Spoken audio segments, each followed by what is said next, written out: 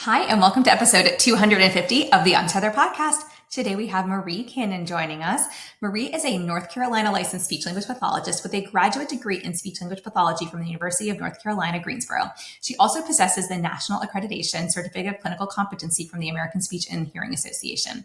She has completed Feed the Peds, a 12-week pediatric feeding course, Beckman oral motor training to address function and sensory integration issues, TOTS training for assessing and identifying tethered oral tissues, tongue, lip, and cheek ties, and the Myo Method, an orofacial myofunctional therapy course that focuses on airway health, correct oral posture, tethered oral tissues, and chewing skills. After completing the coursework, Marie then pursued certification as a certified myofunctional therapist. This training and certification enables her to work with clients from 4 to 104 years old. She's treated clients across the lifespan from infants with feeding issues, early intervention, school-aged and adults, and short-term rehab. Additionally, Marie's clinical interests also include multicultural populations and its influence on communication. She grew up in a bilingual home with an American father and a Filipino mother. Throughout her life, she's visited many different countries and enjoys immersing herself in their language, food, and culture. In late 2021, Marie opened her private practice, Stages Therapies. This is a practice that Marie has always dreamed of, a place where clients are treated in a holistic nature instead of silos. Quick disclaimer, all information, content, and material of this podcast are the opinions of the speakers and is for the informational purpose only and not intended to serve as a substitute for the consultation, diagnosis, and/or medical treatment of a qualified healthcare provider.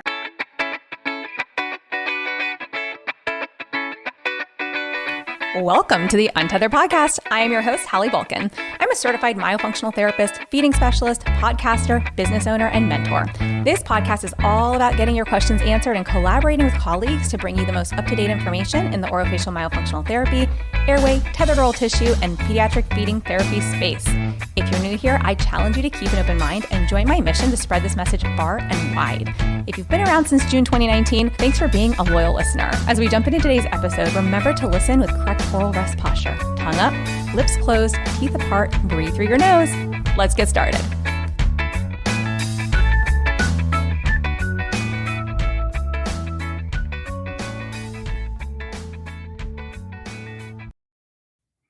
Hi, Marie, and welcome to the podcast. Hi, Hallie. Thank you so much for having me. I feel like we've been longtime friends ever since, you joined the Myo membership in fall of 2021. And I know you've taken Feed the Peds and, Myo Method and all the things. So I love that. And I would love for you just to share with us your journey. I know that started with the Myo membership, but were you in the Myo space before that, or how that come to be? Yeah, absolutely. I wasn't in the Myo space before that. I'd actually heard about it through one of my friends. I'm going to give a little shout out to Danny Augustine. So yeah, she's fantastic. We went to graduate school together. She's amazing. And so I was just like, what is this myofunctional, and why didn't I hear about this in graduate school kind of thing? And then, you start doing a little bit of research, and it was just like, this is how I should have been practicing all my life. Why have I just been doing imitation type of therapy? Do it like this. Copy me. Why didn't you teach me muscle assessment in graduate school while you were torturing me? I don't understand. So I found the Myo membership, and it was just such a great supportive place. I love the Facebook membership piece of it, because it's everybody's on there asking questions. Everybody's so welcoming. It's such a safe space. Everybody's really respectful. And the ones that are the seasoned clinicians, they're always so kind to the newer ones. And it's so welcoming, because, in some of the other therapist spaces where it's just hey, you can join this Facebook group for, this is the kind of therapy that you like to do. Sometimes people are snippy about it or tell you what you're doing wrong. Yeah. And so it was just the beautiful part of that. And, you start going through there's business plans and everything else. And I had already started thinking about opening my own practice, and just a lot of things were culminating in the fall while we were still all kind of cooped up with the pandemic. And And then the Mayo method came out, and I was like, you mean I don't have to like go out and do a QOM, COM, hallelujah OM? Like, there's another option? What? So I was so excited when that option came out, and um, the information is just laid out so beautifully. It was just so easy to follow.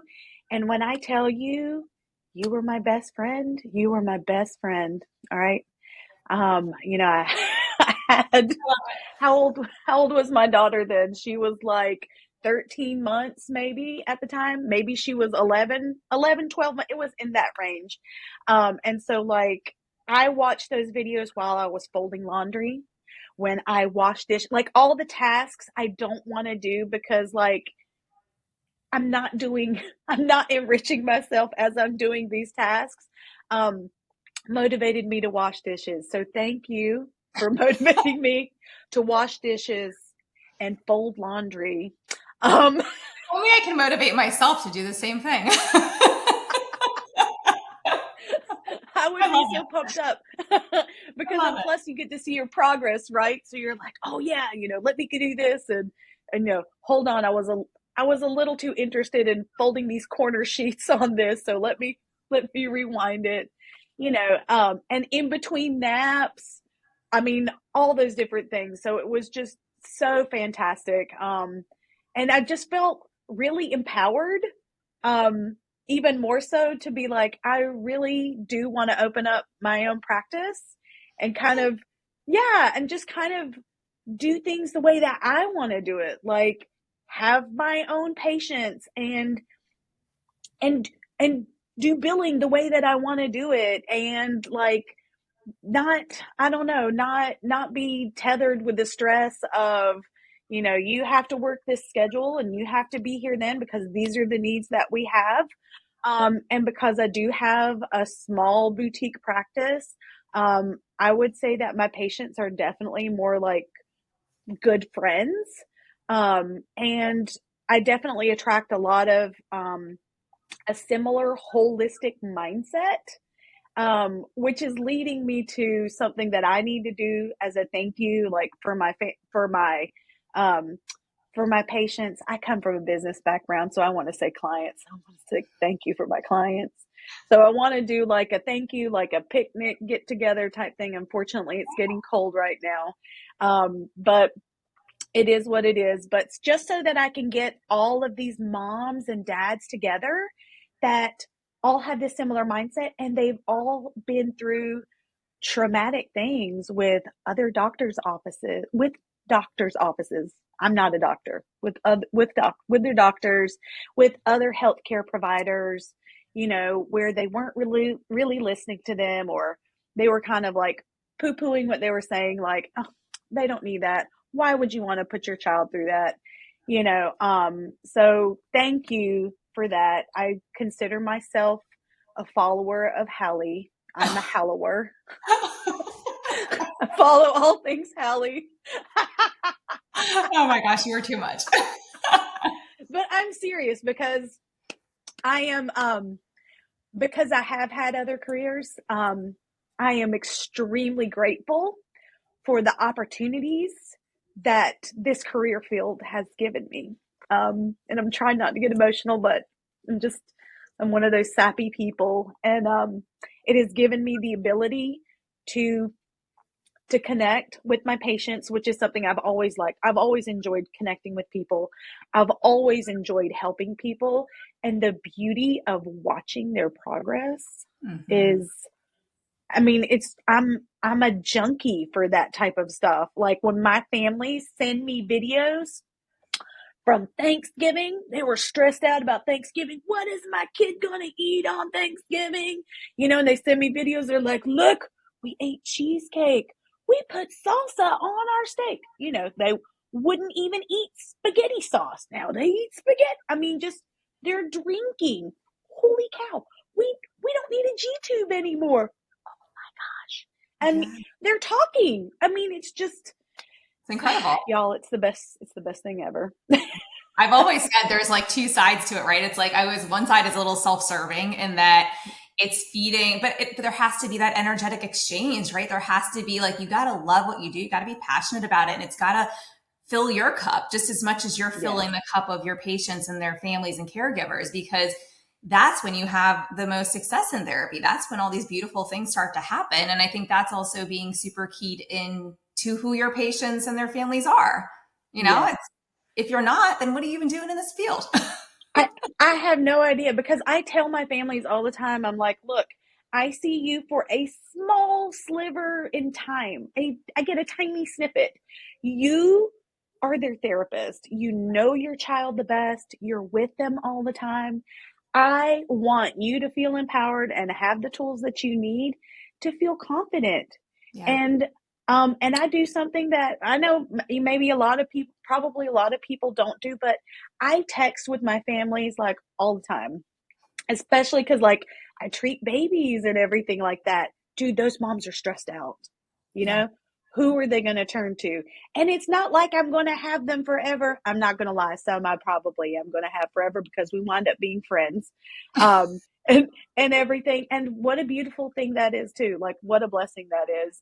But to be able to help somebody in their time of need is just a really, really beautiful gift. So, yeah. Well, I love that for you. And I love that, so how long were you in this field before you even started Mayo? And you said you were like, you changed careers, got the business Yeah. background. Love that. Yeah.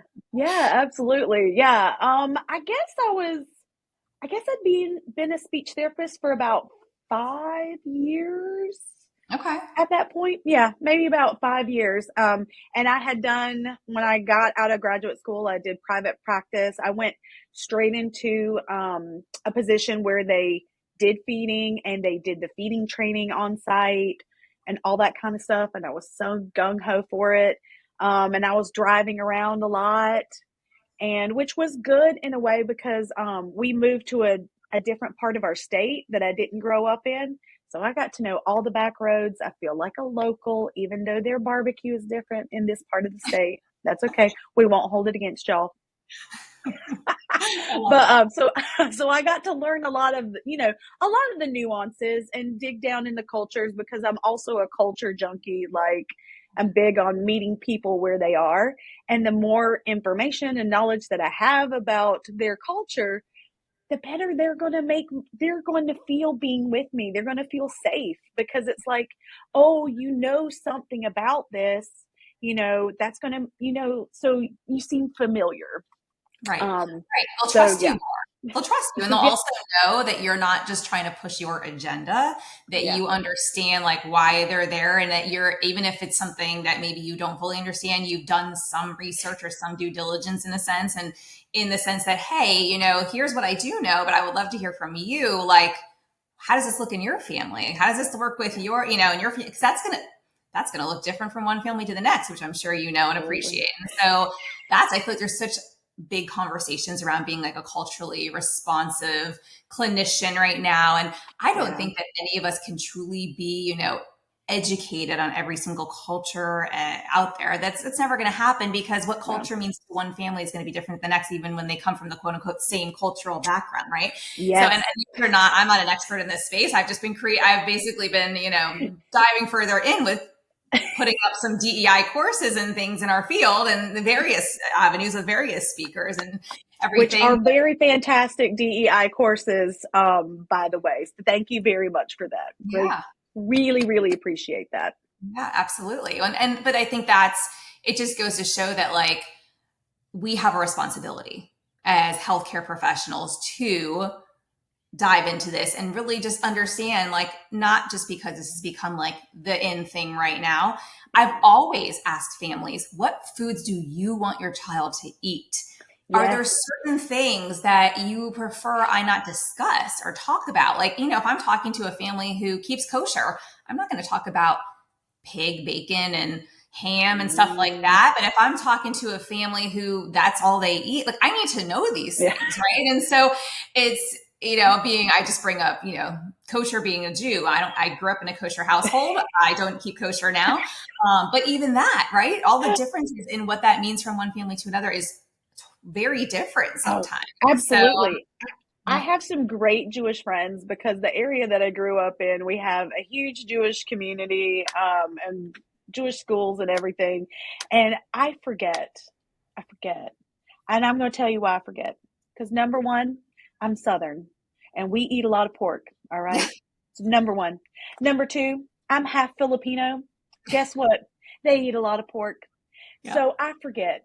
And so we would go to lunch or dinner with some of our Jewish friends, and I would order something like some kind of boudin sausage or something. It'd be a pork product. I'd be like, "Y'all, this is so good. You want to try it?" They'd always look at me like, "No, thanks." I was like, "I'm so sorry. I'm so sorry, y'all." So like my feeding clients, I put notes on their files as my reminder, like gluten free, does not eat. It's like you have to, right? I mean, from their diet. So yeah, no, and I feel like try really hard not to offend anybody. and at the end of the day, I think when the intention to not offend is there and the intention to do your best is there, like your families will know. And if they know that like most of the time you're really kind of keyed in, if you like say something, no one's going to be mad at you. You know what I mean? It's kind of to be like, no, like I think that. And you're like, it's really good. No, I don't eat that. Oh, right. I mean, I will tell you, like even being Jewish myself, like I would go out and eat like with a friend who keeps kosher and I was no longer keeping kosher. And I would be like, do I order, like, is it okay for me to even order like a pork product, or like do I not? I don't really eat a lot of pork, but I'm like, I might have bacon, so I'll be like, do I just not eat it because I don't want to be like, you don't rude want to offend them, right? I don't know the smell of it. Right, exactly. I'm like, is that offensive? Like, I mean, like with my dad around who doesn't eat that stuff, like I will intentionally not have it present in in a meal. But like when he's not around, then we have it. And I'll just say, well, we don't have it when Zadie's here. And that's just a decision I made. Like he didn't ask me for that. Right. And so that's where I really like to say when you start to talk to your families, right, it's just so important to understand culturally, like what are their family traditions, their cultural beliefs, like what do they do on a day-to-day basis? And once you start to dive into that, you will gain their trust very quickly if they see that you actually care and that you're making an effort. So I love that you've got your notes all over with all the little dietary needs and restrictions, but it's, the flip side of it too. Yeah. And the flip side of it too, just with so many dietary restrictions, just from allergies and things these days too, and intolerances, like I'm always like, I tell families, I'm like, you provide the food, please, because liability, and if nothing else, like, let's just be smart. Yes, absolutely. So true. Yeah. We don't want to give anybody anything accidentally. No. For sure. Yeah. So, okay. So were you already doing feeding then when you got into the Maya world? Yeah, so I had done some feeding, and actually whenever I got into the Maya world, I actually had left private practice and I went into the school system because I needed community. I was really tired of being by myself. I'm not going to lie. I was really tired of driving around, driven. And I was just like coming from a different career where I had my own office in a like big glass tower in a downtown area. I was just like, oh, I know that I've always heard that like their broom closets and stuff like that. I had that. I've heard. Sorry to interrupt, but we had to take the shelves off the wall. Like I was standing there while maintenance came and drilled the shelves off the wall. And then we pushed a file folder, a file tower thingy into that closet. And I kid you not, my desk sat against the door. Like you couldn't open and close the door. There was no opening and closing. Not that you'd want to, because it barely fit all of this, plus all of my junk, like that I then was bringing in. So, and wait, the better part was I was in a preschool teacher's classroom. So try actually working at your desk when you can't close the door. You can't see kids one-on-one in your own office. And 2 years of that. Look, bless you. I was like, I'm done. It's real. Really lucky. Closets and all that. School, but that is the story. Like so many people, you can't get anything in a preschool classroom. Are you kidding me? They all knew you too. So, they were like, hey, Miss Hallie. Oh yeah. How are you? Yeah. Yeah. Oh yeah. Or like a kid throws up his lunch because he doesn't want to eat it, not because he's sick. And all of a sudden it's like, we need another adult in the room. And I get pulled from my desk. Like, or yeah, there was always something. And I don't know how I got anything done because also I'm my ADHD. So there's that. But anyways, and I was like, I'd much rather be in the classroom with the kids. Like that's more fun than like sitting at my desk too. So that didn't. Yeah, therapy's never been an issue, but that paperwork, oh my goodness. For real. Okay, so you were doing feeding and everything, and so I'm just curious. So because I feel like having that feeding background made it a little bit easier for me when I got into the myo space. Do you have any thoughts around that?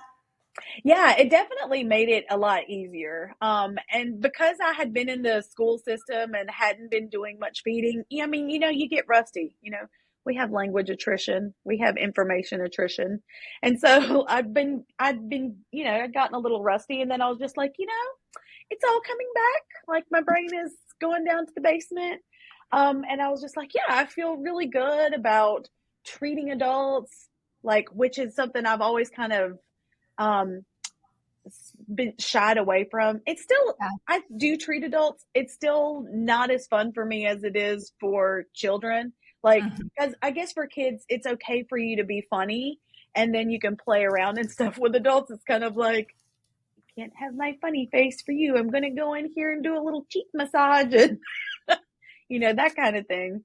But yeah, it definitely helped me, get more comfortable with that.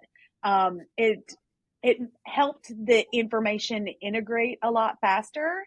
But after I was done with it, I mean, it just shoots you down like this big rabbit hole. I was just like, okay, I need to do Feed the Peds now. I see all these holes that I have. And so you jumped right on in, right? Yeah, exactly. So I was just like, okay. Can you sign me up for that one too? Check the box. Am I missing anything? Is there anything I haven't taken yet? Oh my gosh, I love it. Yeah, all. and of course, you've done everything at this point. I have. Well, and then with the myo, it sends you into the tethered oral tissues rabbit hole. So I had to go see your sister Autumn over there and go to her class. I love Autumn. She's fantastic. She's amazing. So, yeah. Well, and I think it's like you go down this rabbit hole, right? And you're like, oh, well, this is a rabbit hole that is never going to end because you're lifelong learning at this point, right? It's just there's more information evolving. I always say, I'm like, it's great to learn what we know, but obviously we continue to evolve as clinicians, and so does the research, and so does just experience and all the things. But yeah, then you even took it one step further in beyond the myo method into CMT, right? Yeah, absolutely. And I was so excited to go through that process and everything. It's a little, like gives you grad school nerves. You got to, present, and you got to take a test and all that kind of stuff. And when you haven't done that in a while, it's a little, but yeah. And I just, I'm so excited that I did that. And I'm so thankful. I have actually had clients seek me out because I am a CMT, literally. I have had patients who have told their friends that are speech therapists, why don't you get your CMT? You should get certified in that. You need to take my functional courses because our speech therapist is so good. And I'm just like, oh, you guys are so kind. Thank you so much. Like I've just gleaned a lot of information, but it definitely does help. And, you feel a lot more confident in treating those types of disorders that you see that are typically only see a little bit of progress, like lateral lisps. Mm-hmm. I had a lateral lisp kiddo. That poor girl, she'd been in therapy a long time in the school system. I was doing my traditionals and it just wasn't moving very far. Now they come to see me and we see progress. I love it. And I know which muscles we need to tighten up. And I know I know where the air is escaping and how the tongue shape needs to be, where the placement is, all the stretches that we need to do, to activate where we can get symmetry in the face. And they start with you and they're very asymmetrical. They're not activating one side of their face. And then it's just like, oh, baseline, symmetry on both sides of the face. Like it's just fantastic. It's had so many benefits that have come along with it. Because it's one thing to be like, yes, I've taken my functional courses, but like, when you have your accreditation there, it's just like, yes, I've taken it and here's my certification. Somebody has tested me to make sure that I am competent. Exactly. I know what I am doing. I'm still, yeah, I love that. And it's so funny too, because I always tell everyone, I'm like, I always wanted to create the Myo course, right? I ended up creating Feed the Peds first. Then I created the membership because everyone was like, hey, we want to learn more about like the TOTS and Myo modules that you taught in Feed the Peds. And that was really geared towards like how you adapt it to the little ones. So like, how do we do it for like traditional Myo age through adults? And I was like, well, this seems really backwards, but okay, let's just start the membership. So then I launched a membership summer of 2020 because I don't follow rules. I just kind of do. My gut is just like, do this first. Okay, now let's do that. And I'm like, I'm going to trust my intuition and run with it. And so, out in the online business world, they're like, create your course. And from that course, then go into a membership. And from a membership, go into a mastermind or some kind of a thing. And, so that would have been like, what would have made sense in that realm is a feeding membership, which I don't have and have never created. But here we are, right? So I'm like, everything backwards. No, feeding course into a Myo membership, into a Myo course. Because everyone's like, please create the course. I was like, okay. It took me forever, but I got it done fall of 2021, I think it was when I finally released that course. And then I think it was like right after you joined, I think the membership actually is when I released the course. You're like, wait a second. But that's okay, because we gave you all a deal, right? So, and then everyone's like, wait, we need a certification. And I was like, do we really? That means I have to do more work. No, but it's so helpful. It is. And we honestly, it's so funny to me because the certification's only really been out maybe 2 years now, if that, 2 years that we've technically have it. And I feel like we have revamped it like 2 or 3 times for people who have gone on in the back end of it. Just for really not because it didn't work or because anybody told us we had to. It's because we were so critical of our own like processes and wanting it just to be, continually functional and making sure that it is something that you can take back. And really like the model is still the same as the beginning. It's like we've just maybe changed the case for the pediatric one or changed the case for the adult one, which makes sense over time too, because, Absolutely. we don't want to keep the same cases forever. But it's also really stretched us, I think, as therapists, and especially like the board who like grades things blind, and who then you've got the mentor team and all that. It really kind of has even stretched us because we're like, well, how do we continue to evolve this so that we continue to develop critical thinkers and people who are not going to just like go, oh, check the box, got my CMT, did the course, got my certification. Like, no, not that we want to make it difficult, but like you said, like there was a challenging component to it and that you had to present a case live and, and we're like, we want it to be functional. We want it to be something that makes you kind of stop and go, okay, this is my patient case. And I have to actually talk about them and I kind of have to pull the pieces together and present it. Right. And so it really kind of just brings it holistically, like brings everything together. And so I love that because I've always said, I'm like, for any certification or anything I create, like no fluff stuff. We're just going to put the stuff that we need in there. And even in like the multiple choice, like questions that we have and that we've updated, it was more so like, what are the things that I want everyone to walk away from this with? Like very intentionally asking like certain things that I was like, I feel like if they remember nothing else from this course, like not that you're not going to, but I wanted to really highlight things that I think were questions that came up frequently or topics that I feel like may even deserve like further attention, like as you continue to go through the certification process, because so like just so much intent behind like how things were done. And so I love to hear like, when things are helpful, even if they feel a little hard, because it's like, I always say everything is done for a reason in my business. It's never just do it. It's If we're just doing it to do it, I'm like, throw it out. We don't need that. That's fluff. Yeah. Nobody No, needs that. Nobody no, has that. no. Well, and the information is really well laid out. And here's the thing too, is that you get that information forever. Whenever you sign up and you go to those live and in-person ones, and I'm not saying it's not bad, it's great, but you don't remember everything. You don't glean all of it. You don't glean all of it. But when you can go back and rewatch videos, you can go back and listen to books and you still pick up things you didn't pick up the first 2 or 3 times. It's just like, oh, that information was there. I didn't even realize it. How did I miss this? Yeah. So you can go back and be like, I need to review this. I haven't seen this type of patient in a while. I feel like I'm lacking a little bit in this area. Let me go back and review this. And it's just been immensely helpful for me, because I am one of those people that feel like I need to like be enriched all the time. Like when I'm putting on my makeup in the morning, watching Hallie's videos, I'm with you all day, apparently. You are.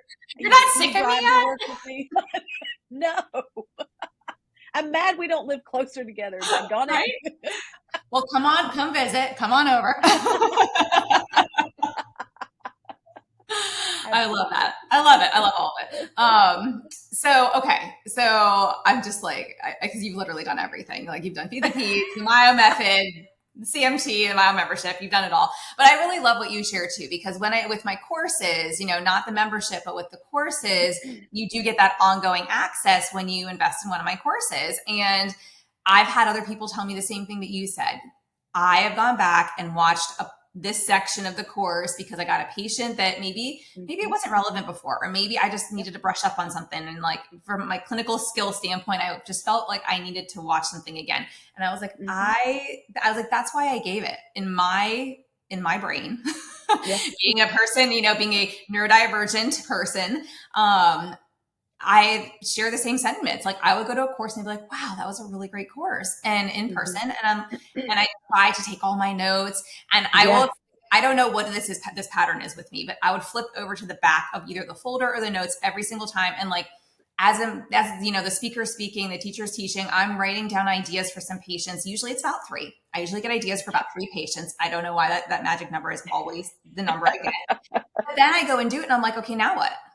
And I feel like it kind of pigeonholed me. Like it just through how I learn. I was like, it felt very pigeonholed. And I was like, I've got some great ideas and maybe I kind of know where to go next with these 3, but like, what about my other patients? And now I've hit a wall, and who do I talk to about like, where do I go next? And so trying to find the mentors and that's where I was like, this is the bane of my existence. And so in doing all of this, I was like, all right, if I'm going to put a course out like this, especially because there's a lot of content and it's a lot, I was like, you got to have ongoing access. And I think there's certain psychological principles and everything, and I forget what it's all called, but behind, like, we only hear and absorb what we're ready to. And so we only take that in. And that's why, like, when we do go back, like a month later, a year later, some people are like 2 years later, they're going back and rewatching some different, modules or parts of modules. They're like, I don't remember ever hearing that the first time, but it's here. So obviously it was there. Well, because you can only absorb so much information. And as you advance through, like, you then have, like, things become second nature. Now you have space to absorb new information, even though it's not really new. Right. And so it just made it same thing. Refresher. I mean, when I started to hear this from other people who said the exact same thing as you, I was like, wow. I was like, I mean, I always wanted that to kind of be the case, but to hear it actually, like, come to fruition and actually be something that people are telling me is actually happening for them, and they're able to go back and, pull this info out, and they're like, I don't remember hearing this the first time. I'm like, well, it's kind of like a new course then, so I guess you're getting your money's worth. So I love that. All right. Okay. Well, so what else? I know that you were talking about, like, you weren't sure that why you did, like, Feed the Peds first and everything, but if you really, like, zoom out and think about it, you met the population where they were. You really did. Yeah. So as the field of pediatric speech pathologists, like, the greatest need was in pediatric feeding. So what you were able to do is you put that course together and you gave us all these tools, all of us that were floating around out there that are like, oh, I need to do this, right? It's all in one place. It's a comprehensive course. We get mentoring. We have our safe space where we can bounce stuff off of each other and all those great things. And then what you did was, hey, look how amazing this is. Feels good, right? Look Yeah. at this over here. I So made the good. Mayo membership. Look, you want to dip your toe in it a little bit, get some information. Come on in. Like, be surrounded by other like-minded therapists, and then you get all warm and fuzzy, and then you just dive on in and do the Mayo method. Right. Apparently it was everyone's like gateway in, right? Yeah, absolutely. But I remember, so one of the reasons why I ended up doing Feed the Peds first was because, my good friend Teresa Richard was like, hey, we really need a comprehensive pediatric feeding course. And I was like, hey, that seems really heavy. and I was joking. I feel like I've said this a lot, especially recently on the podcast, where like, she kind of was like, the memo was like, hey, if you're not going to do it, then I'll go tell someone else to do it. And I was like, let me sleep on it. And the next day I was like, I feel like I'm being pulled to do this. And like my gut is saying go. But at the same time, I'm going like, this is bigger than me because I haven't worked in every single one of these, therapy settings. And I haven't worked with all the populations that we need to cover. I'm very like niche. And so like I can create a niche course, but like something is telling me like, that's not I feel like we need to go like whole picture because in order to even work with that niche, I feel like we need to understand all these other things too first. And so, yeah, It all ties in together. All of the sensory, all of the muscle function, feeding, your speech sounds, all of it. It's all so interconnected. And why we treat in silos is beyond me, but it is what it is. U.S. healthcare system is basically, I feel like, forced that, to happen in a sense with the treating in silos. But yeah, and then, I even kind of took a few steps back and I was like, at one point as a feeding therapist, I was like, I don't even know what normal is. How am I treating these patients like early on? And that really forced me to go read some books and kind of figure out what are the normal ranges? Like what's the order in which things happen and develop? Because if I don't understand that, how do I treat this? And so absolutely. I was like, we need to know what typical development looks like and what happens when we're not following that typical trajectory. Well, maybe there's some splinter skills and we have some later skills, but we haven't fully, mastered or don't even really have present some of these other skills. We got to go back. Like that's absolutely important to address. We can't just skip certain things, even if we're supposedly performing a later skill, they build on each other, but then some of them also don't always require the full gamut of, the foundational skills. So it was kind of this very interesting, like aha moment for me where I was like, I feel like I need to create the course that I wish I had that I never had. And this is okay, let's go. And I thank you. I thank you for all of your courses because it has been immensely impactful, not just to me personally, but to me professionally and to all of the families that I have been so blessed to come in contact with and to be able to help them through their hurdles.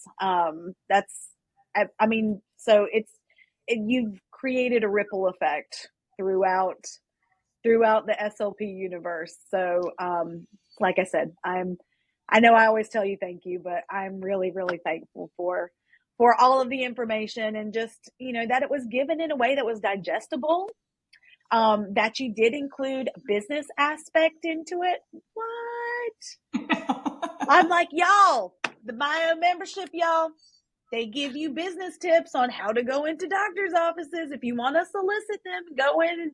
And they give it to you here. It's on a platter. Put your name on it. Right. I know. I'm like, here is your done for you, PowerPoint. Just put your name on it and go use it. Right. I'm like, here's your brochures, download them, add your name to it, print them. Like, here's your trifolds. Like, here's, all the things. Here you go. Yep, absolutely. So, and they've been so helpful to me. I've had so many of them printed. It's been really good. That's awesome. That's amazing. Well, and so, okay, so tell me again, when did you open your practice? I technically opened my practice October of 21 is technically when I did it. But I am one of those people that have bought into health insurance. I have health insurance and all of that fun stuff. Yeah. So I started my process of getting approved with like Medicaid and all that kind of stuff. So in July of 2022, I got my office that I'm in now. I'm in a co-working space is where my office is.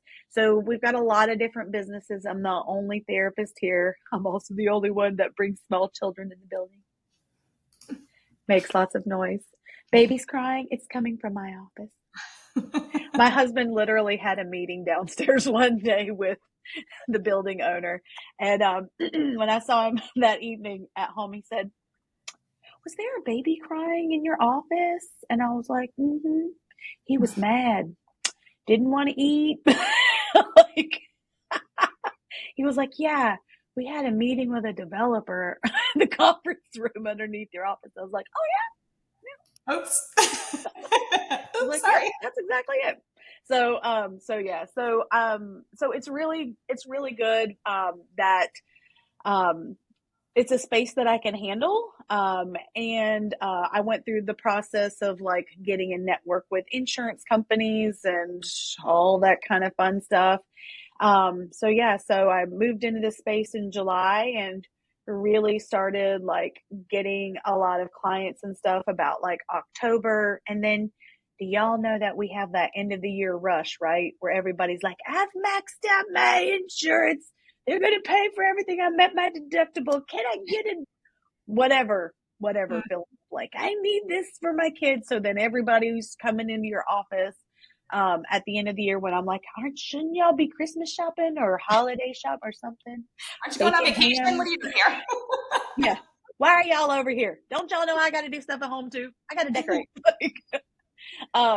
So ever since then, it's just been, and honestly, I haven't even advertised because I'm scared.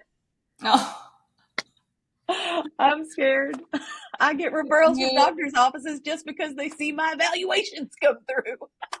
There you go. Well, you know, and that's the thing. I've never done any paid advertising for my private practice. It's all been like word of mouth and, you know, families sharing with other families and doctors seeing our reports or understanding how collaborative we are, or families even, you know, telling doctors, "Oh, hey, this is who, you know, we go to, this is who you should refer to." We never really had to do that up front. We started to do it more like as we evolved as like a myo and feeding practice, just to educate on, hey, this is like what we're really specialized in. But other than, it wasn't even necessarily to get patients. It was more just to make sure they were sending the right ones and not the ones that we can't help. Right. You know? Exactly. Yeah. I love it. Well, that's amazing. So everything's going well so your schedule is full, especially right now at the end of the year.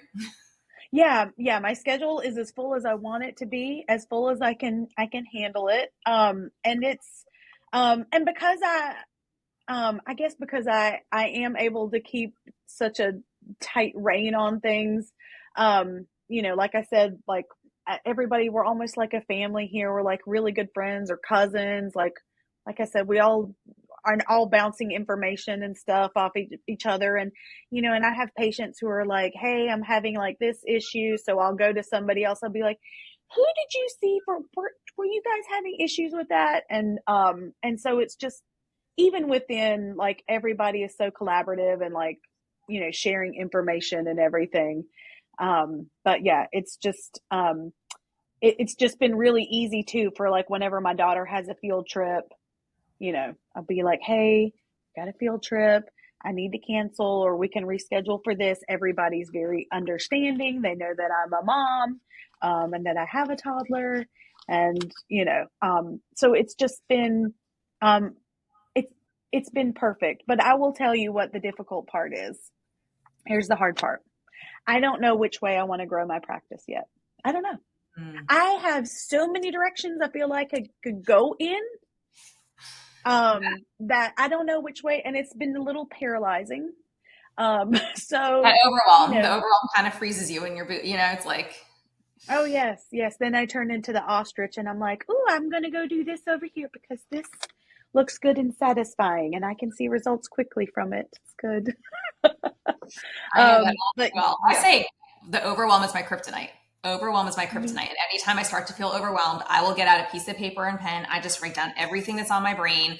And honestly, like sometimes I just put it in the drawer and I'm like, whatever's meant to be will be.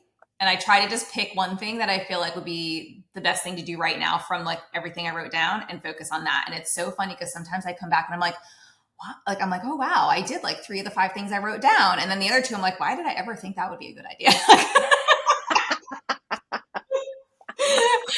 Just as you go through like different phases in your life, right? Like things change. And so what feels like a really good idea right now, it might not feel like a good idea in 2 weeks, but yeah, absolutely. I just feel like I have to brain dump everything in one place to kind of become like at peace with like whatever this massive brain download is I'm having. And then I just look at it and I'm like, that one feels good right now. Let's go with that. Absolutely. I will tell you that I have found, I'm going to see how it works, but I have found it's an online planner and I'm very much a pen and paper person and you can print it. But I was like, oh, the thought of printing out, sending this somewhere to be printed, it was just, that was overwhelming. Too much. So I'm going to try and do it, but it's an ADHD planner. So even whenever you feel like, because we like divergent tasks and that has convergent activities that you can do, like even it's like coloring, but you can only color with one color, but in different shades to like help your brain reset. Oh, I'm so helpful. I'm so hopeful it's going to help. It's going to help me. I think it's one of those things that you do what you got, you try it, right? And you see how it works. And if you could see my Google Calendar, I won't show it because there's probably things on there that I can't share, but it is literally like right now I have 4 different colors on my calendar for today. And one is for one business, one is for the podcasting, another one is just for reminders to myself. And then another one is like a shared family calendar if they need to know like certain things about like where I'm at or what my schedule is or who's picking up a kid or whatever. So I have found that like color blocking can like really help because everything used to be in one color. And when I did that, I was like, okay. Like, it was just like, I'm like, do I have any meetings I need to be on right now? No. Okay. Put the phone down. And then by the end of the week, I'd be like, well, there's 20 things I didn't do this week because I was just overwhelmed looking at it. Now I'm like, I can go in and see the color very quickly. And it's like, oh, snapshot, see the whole thing. Okay, great. I know everything on my calendar today. Like that. Awesome. And so there is something to that for sure. So this might be really cool. You'll have to keep me posted. Yes, absolutely. I surely will because I was so excited to even find it. I was just like, oh, this exists? Wow. Yeah. I love it. So good. So good. All right. Well, tell us where they can find you if they want to work with you and where you're located. Oh, yeah. Yeah. Okay. So you can find me on my website, stagestherapies.com, and it's just like it sounds, STAGES. And part of that, why I named my practice Stages was because I felt like I was going to be working with patients at different stages in their life. They're at this stage where they need to get over this hump, whatever it is, whether it's their feeding, whether it's their speech, whether it's their do I have tethered oral tissues and do I need myo and all that kind of fun stuff. So you can find me there. My practice is also on Instagram and it's also Stages Therapies. Got so lucky all my stuff was available. Yeah, I love that. I'm surprised that it's so interesting. Like someone else, I won't say it, but it was like a very like, whoa, that URL was available. I think it was like maybe the last episode that's airing, but I was like, I'm surprised somebody didn't have that URL yet. And I'm like, what other URL should we go buy up? I know. Then we can tell to people, right? Yeah, absolutely. And I will tell you, I really hate getting those emails where somebody's trying to sell you a URL. And I'm just like, go away.